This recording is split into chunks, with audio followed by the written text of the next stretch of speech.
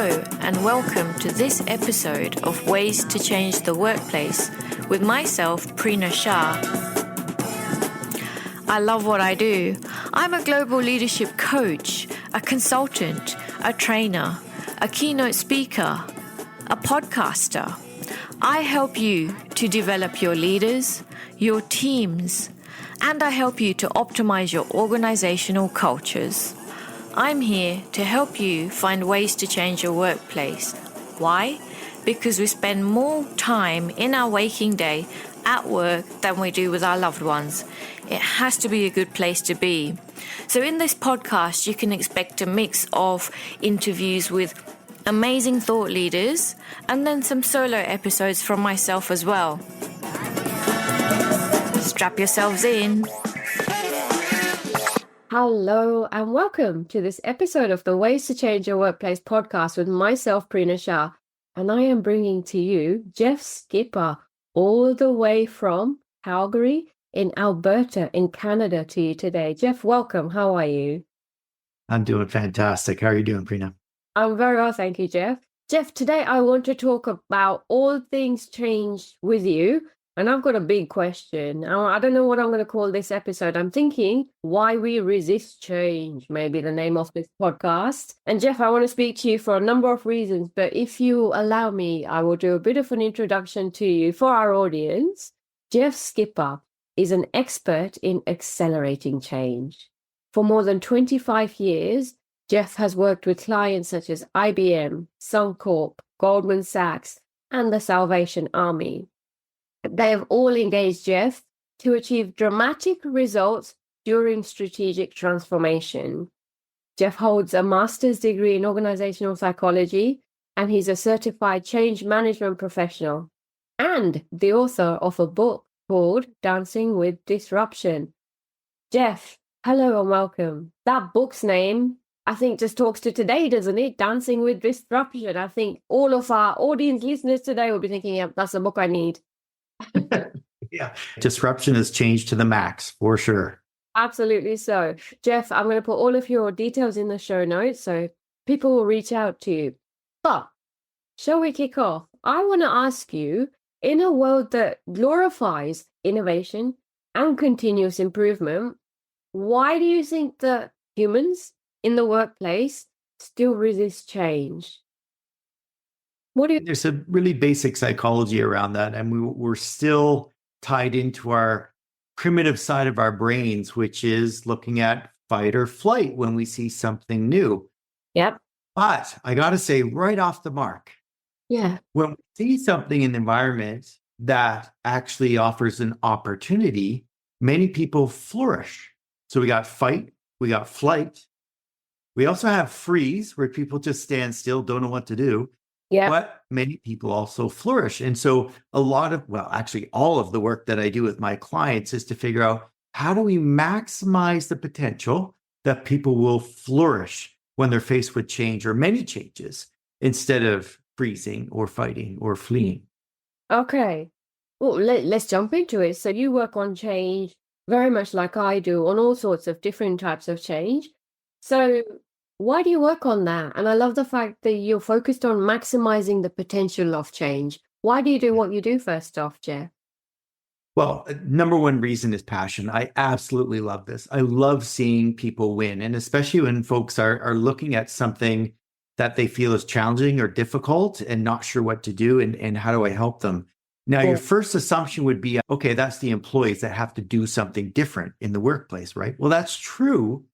But it's just as much leaders who, hey, I know how to do the technical aspect of a change. So I'm rearranging a department or I'm putting out a new technology. Yes. But I'm not sure how to get the people side going. And folks don't seem to be on board. I did a kickoff. I made an announcement and everyone nodded their head. And it seemed like, yeah, okay, everyone's in line. But then they're not doing what I think they should be doing to embrace the change. And so leaders need just as much help as our employees do in the workplace.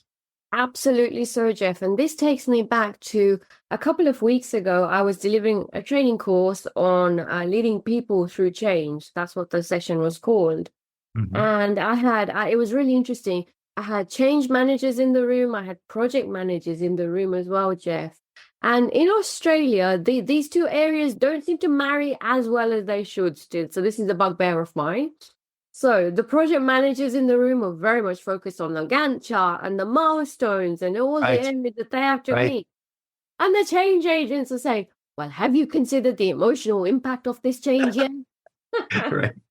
Do you come across this? And what is your thinking in this aspect, Jeff? I was just sharing with a colleague that just in the last few years, I was asked to participate in a debate. And it was myself representing change management and then someone else representing project management. And the debate was whether change management could stand on its own as a discipline. Ooh. And I lost. I did not win that debate. The project managers are like, no, we can handle that. We got that side. And yet I continue to hear from people of most project managers do not get it. They don't understand you have to spend significant time and effort focusing on the people side if you really want that to work for you. It's just a lot easier to deal with the Gantt chart and the tasks and how we're doing on the timeline because they're typically measurable. We can put numbers against those things and make it look pretty in the spreadsheet. But the people side is messy. We don't always know how people will react, and folks don't want to deal with emotions, just like you said. And yet the reality of all that we do and who we are. Yeah, is emotional. Yeah, absolutely. Okay, so let's talk about that. Let's follow this suit. So some argue that people resist change because it disrupts their comfort zone. So how can organizations create a culture where discomfort is seen as a catalyst for growth rather than that threat that you talked to earlier? My number one area that I work on in this domain is to help leaders appreciate that we have to make failure acceptable. And many don't get that, Jeff. We cannot plan for failure. We must plan for success. I agree. You do need to plan for success. However, it's inevitable that someone's going to do something wrong or not quite exactly as we expect when it comes to change. And that's one of the big drivers of fear is people don't want to look silly or stupid or that I've made a major mistake in front of other people. So if we can get in front of that and say, listen, we recognize this is going to be a difficult journey. There's a learning curve. You're going to have to do some things you've never done before. So that, like you said, the future is I'm not sure what's going to happen. We get that. And that can feel uncomfortable. And it may lead to some mistakes. But we're here for you. Here are all the supports that we're going to put in place to help you. And if you make a mistake, this is what we can do to make it right.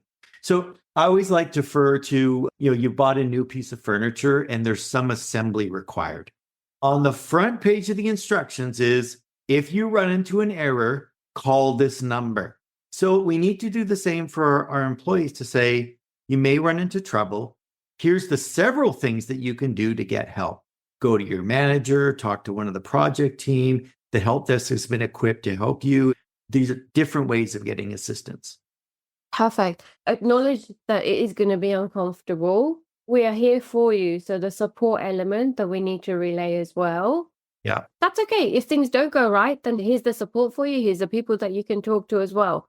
Just being open to the question mark. And that's the question mark that we are so uncertain about that causes that fear.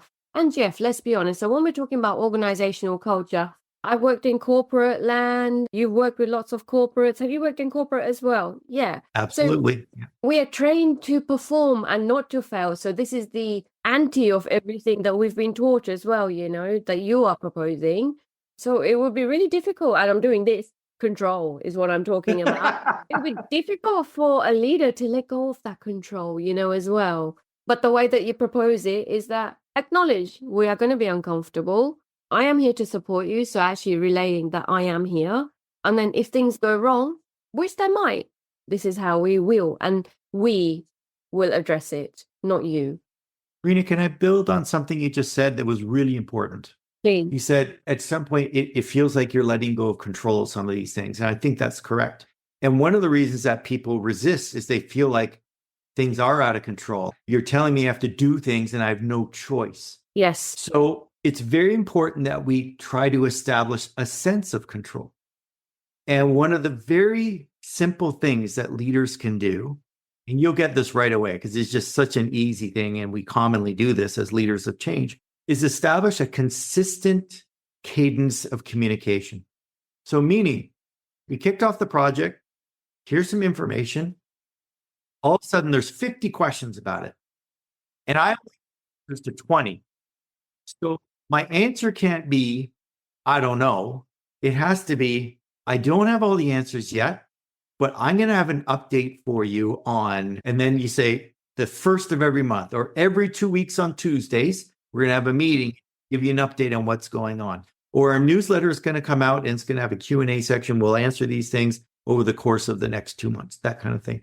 But the consistency is important because even if you tell me I don't have all the answers today, at least my future is a little bit predictable because I know there's going to be some answers coming every 2 weeks or on the first of the month. So I'm creating a bit of a sense of control. I'm reducing the sense of chaos by saying the answers are coming and here's the schedule upon which you can expect those to start appearing. Beautiful. So I, as the employee, know when to expect the next update or when to ask the next questions as well. So, hey, we've got that communication channel already opened as well. And I'm not left in, the dark. The other thing I was thinking when you were talking also, Jeff, is the flip side. So reminding employees when there's, huge change happening that, yes, there's lots of change happening, but there's certainty within your role. There's certain things always within our jobs that still remain the same. So reminding people of that stability as well. You've still got that stability and that security while, other things are changing. I think we often forget to mention that to people also, Jeff. Yeah, you're right on the money. So we can even recap right now. We talked about sense of control. We talked about communication. And now we're talking about continuity. Yes, there's a lot of things changing, but Prina, let me remind you, here are the things that are not changing. And for folks that are feeling some emotional distress, which we know happens during change, those things that aren't changing become anchors. Now I have something I can hang on to in the storm, all these things swirling around me. But okay, I know at the end of the day, Prina's still my manager. Yeah. The values of this organization that got us here, not changing. The mission of why we're here, still the same. So you're right on the money. We have to tell people, yes, there are some things you're going to have to adapt to, but there's some other things that you won't have to adapt to. If you don't mind me adding one other piece around that, please. I could also say, Prina, lots going on, lots of changes, but I want you to know you're bringing skills to the table that you're going to need in this new role. We got to remind people, it's not like you're starting over. Your experience is so important. It's going to help you with whatever change you're going through. Okay. So we've just given a good scenario of how to manage change proactively. We talked about control, we talked about communications, and we talked about continuity, as Jeff beautifully said. Now, me as a leader, I'm super busy running around. I'm managing this change. I've got my business as usual work to do also, Jeff, by the way, on top of everything that I'm managing. Leaders sometimes get it wrong. So leaders can often champion change, but how can they avoid being perceived as the ones pushing for change for its own, for change's sake? There's a delicate balance, isn't there? Do you have any thoughts on that? Yeah, I do. We talked about letting people know that some level of failure, of making mistakes is expected. So now I've started creating an expectation that we will not have perfection. So setting expectations up front of saying there may be changes along the way, but there's also demonstrating empathy around where people are at. Reality, you see this all the time, I'm sure as well. We're asking people to do things while they have a full-time job. So they feel like, okay, how am I going to do this? I have to help with this change off the side of my desk. I'm going to have to try and jam it in somewhere. So leaders need to understand, hey, we know this is an extra. And wherever possible, do things to create capacity. Here's another one of our C words. So, Prina, can I help you delegate some of your daily tasks to another area of the business that's not as busy so that you have a bit more time? For example, might we bring in some temporary workers that could offload some of the workload? But even more important, I'm going to work on your mindset. We've touched on this already. Continuity. You're already bringing stuff to the table that you know how to do. What's that going to do? Help generate your confidence. That's going to help you get through this. I'm going to remind you of how you've navigated other changes in the past really successfully.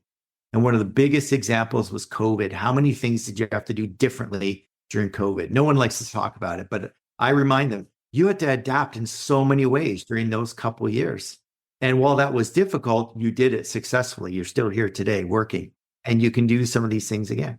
So we need those reminders. Leaders need to be empathetic to the fact, yes, you're still working on a full-time job. Yes, this is an extra. We're going to do all we can to help create capacity so you can deal with this effectively. This is beautiful. It takes me back to that training session that I was in a couple of weeks ago, leading people through change, Jeff.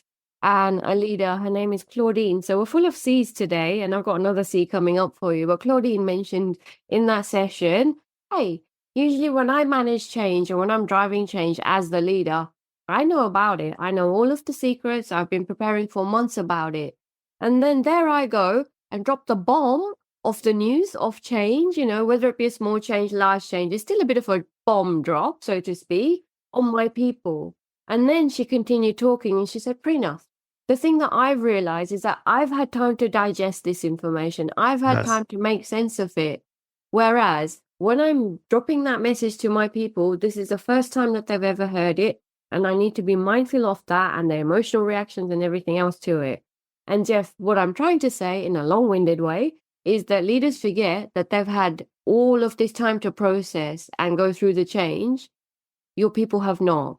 So different expectations, and we need to have that compassion, another big C word, when we are delivering that first message especially, and then the consistency of that repeat message that you talked to also, Jeff. Yeah, you said that perfectly. So all I can add is a metaphor to help people understand this. So for you that have been working with this change, you know what's coming. It's like, okay, I'm going to land this airplane at the airport, easy, long runway. Yes. What we do is we then tell our employees, oh, by the way, you're going to have to land in the jungle over here, and the runway is only this long now. It's like, what? So you've had a lot more time to prepare and ensure it's going to be safe. And they feel like, what, we're going to land this thing in the jungle and there's only half a runway available. I just don't have time. So it's going to be really difficult to make it. So instead, we need to get up front as much as possible, let people know early there's a change coming, start giving them details. Because just like you said, it takes time for some, not everyone, but for some to process this and get comfortable with the new reality that's coming. Beautiful. Okay, let's use another C word, a very important C word. I think potentially the biggest C word in this podcast. How does a leader address the challenge of aligning change initiatives with the existing company culture? I've got reasons I'm asking this. What are your thoughts, Jeff? Well, first, I think we need to start with definition. What is culture? And culture is the collection of the way we do things around here. It's established. So it does come back down to behaviors. What are behaviors? Well, they're underpinned by the values within the organization. So it's a great question. I think that every change that we're rolling out needs to align with number one, strategy. And I thought I was going to say culture. It's got to be strategy first. Where are we going as an organization? There's a purpose in what we're doing. But the way that we do it needs to align with the way we do things around here. What is the culture? What are the values? Let's take the hardest example. All right, so we're going to be merging with another organization. We could just as easily do this with a system implementation as well, but let's say a merger. And as a result of this, it's going to be great for the organization, but we know there will be redundancies or we're going to lose some people. Very common. Well, how do we line that up with values? Because we said, our people come first, we're a compassionate organization, et cetera, et cetera. Well, we need to be honest with our people. Yes, we recognize there may be, because we don't know yet, we don't know all the answers, but there may be some job loss along the way.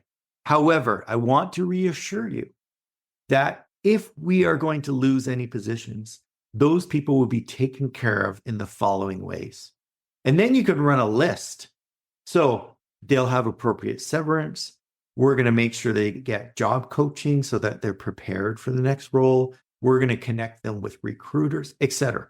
So at least, even if I'm one of the ones who's not losing their job, I don't have survivor guilt because I know the folks that are leaving have been taken care of whatever way that we can. But that has to line up. Organizations don't always get that right. Leaders don't always get that right. we're just trying to get things done and time is money and we're going to push people out the door. Well, that can ruin culture very fast. You're losing credibility and folks no longer believe that this is a humane place to work. So we have to consider not only doing the right thing that aligns with the values, but second, if we don't, what is the harm we're doing to the organization's reputation, credibility, and our ability to lead the next change? Because if I mess it up and I hurt people on this one, are you going to feel great about the next change? Are you going to step up and want to participate? Are you more likely to resist? Yes. Loaded question, and that's why I asked it. Exactly so. No doubt, Jeff, you work with many HR professionals as well, and HR professionals are trained up in the sexiest change management skills, and they've got, ProSci, ADCAR, you name it, COTA, all of the best change management methodologies they're trained up in. So I was presenting to a HR conference last year, and I asked the room to put up their hands, who's qualified in blah, blah, blah, blah, blah. Many hands went up. And then I gave an example of 4 organizational cultures, right? One being the sexiest of the sexiest, ready for change, and then others not being so ready. So all of these people who are really highly qualified, what kind of culture do you have? Not quite ready for change. So why are you trying to apply your sexiest theories to something where it's not going to land as well? That was the other big bugbear of mine, Jeff. So we need to meet the culture where it's at. And the way that you beautifully relate it is actually understanding your culture, your values, and going back to that for your decision-making capacity during the change process. How do we want people to feel? How do I want my professional brand to come across as well, Jeff? And I'm really glad that you mentioned that when you harm during change, people are going to remember. And that is the worst thing. That is For the a long time they remember, yes. For your professional brand as a leader, you cannot rise from that. It takes years to wipe that slate clean as well. You just raised a very important point. There's a difference between understanding the skill of how to lead change. So in other words, okay, we got a project, we need to set people up for success. And there's a number of events, tactics we can use to do that. But on a broader level, looking at the organization as a whole, the enterprise, we need to think about how do I create a resilient culture? And that's different. So within a project, I've got tactics I can use and they'll be very successful. But when we talk about creating resilience and an adaptive mindset within the organization, that's a higher level set of activities. And I think not as many people know how to do it. And that's exactly what you found when you asked that question of your audience. That's it. Now, with change, we always have naysayers. People who disagree with the change, and I think they're beautiful people. So some argue that resistance to change provides valuable insights. How can organizations leverage this resistance as a source of learning and improvement rather than a hurdle to overcome, Jeff? I completely agree. Resistance signifies energy. There's enough energy around this topic that you're now hearing about it, and you're hearing about it in a negative way that folks aren't bought in. So I want to give you a story about this that illustrates how we can deal with this. So I was working on a major change. It had radical changes for the organization. And one of them involved changing a numbering system, which sounds it really is simple. The issue is that the organization would set up projects and the project number would include identifiers. So let's say the first 2 digits were 24 for 2024, then a cost center, then a type. And it had 4 or 5 of these codings in there, but it was all manual. And in the new system, it would be, we're going to start with project number 1, then 2. It's going to be linear sequential. So we're hearing all this buzz around, yeah, this sequential numbering that you're doing, we're calling it the stupid numbering system. People really hated this thing. So like, this seems odd because it's such a simple thing. So what did we do? I said, let's go talk to folks. We did. And they told us, listen, Jeff, as one example, when an invoice comes in from one of our vendors, they will quote the project. We look at that number and we know 5 things about it. In the future, when we get, and it says, this is project 00001, we have to go look that up in the system and consult 5 or 6 different fields in order to determine that this is correct before we can approve it. So what would be a couple seconds for us to review and approve now takes 30 seconds, 45 seconds. Multiply that by 200, 250 invoices. Right. You got it. So what was simple to us when we listen to what people are saying, we realize, oh, okay, we get it. The resistance is actually understandable. Now, here's the kicker in this. So we took that to the executive team. They said, okay, got it. We're going to talk about what we want to do. And they came back and said, we've heard you and we've decided we're going to go through with this change anyways. But we understand your pain. And here's some things we're going to put in place to help you. It won't eliminate the pain, but it will help. When we implemented this change, the amount of noise we had around this issue was exactly zero. Oh, And so even though we had resistance and we couldn't resolve it 100%, the fact that we gave people a voice, we listened, we reflected back, and we did what we could helped resolve their feelings of negativity. you've created a dialogue. You've heard me. It's a way of demonstrating, for me, what's the most important C word. Is culture's up there, but for me, it's care. Yeah. When leaders demonstrate they care about individuals in the organization and how they navigate through change, that often motivates, it helps people to get through it. Absolutely. Beautifully said. And, naysayers, people who are resistant to change, they're really interesting, fascinating people from, my perspective and no doubt your perspective as well. Jeff, they're probably the ones who are saying a lot of the stuff that's often in people's mind, but that others are not relaying. So I always say when we're working on change projects, please also listen to the naysayers. Don't just listen to them, ask the why, try to understand and create that dialogue, a two-way dialogue. Because we will uncover some cans of worms, which potentially will save us money, time, resources, who knows? You got it. That's the whole reason we do it, is we're helping leaders get a return on their investment. And those investments are significant. They cannot get those returns without people. Yeah, that's it. So we're talking about communication and, communication as a dialogue. And often communication from a change management perspective is one way. So communication is often cited as a key factor in change management. We all know that. How can organizations communicate change effectively without creating anxiety or skepticism among employees, Jeff? My number one recommendation in this area is fully educate your middle managers on the change before you roll it out to the organization. And this gets messed up all the time. The announcement comes out and people have some questions, but then they go back to their desk or go back to their job and they're thinking, I've got a few more questions. So they go to their leader, their manager, say, hey, do you know? And the manager says, no, I don't. What just happened to the credibility of the entire project? So that's a big one of ensuring that your entire leadership is well versed on what's happening and equipped to answer the questions, or they know where to go to get the answers. Yeah.